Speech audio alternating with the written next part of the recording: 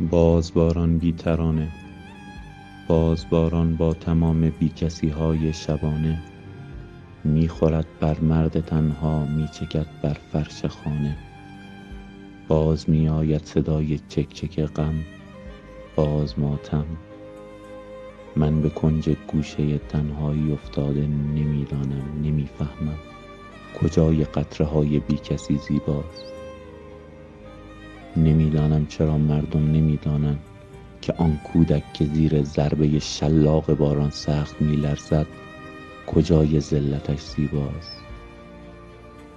نمیدانم کجای اشک یک بابا که سقفی از گل و آهن به روی همسر و پروانه های مرده اش آرام باریده کجایش بوی عشق و عاشقی دارد.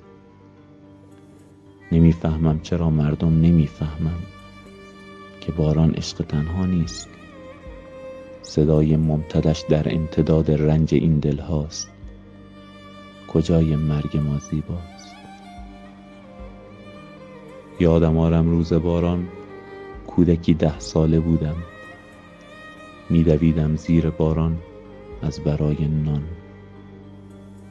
مادرم افتاد. مادرم در کوچه های پست شهر آرام جان میداد.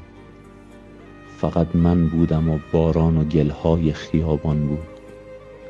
نمیدانم کجای این لجن زیباست. بشنو از من کودک من پیش چشم مرد فردا که باران هست زیبا از برای مردم زیبای بالادست. و باران من و تو درد و غم دارد. خدا هم خوب میداند که این عدل زمینی عدل کم دارد. اکیلا ایتاریست.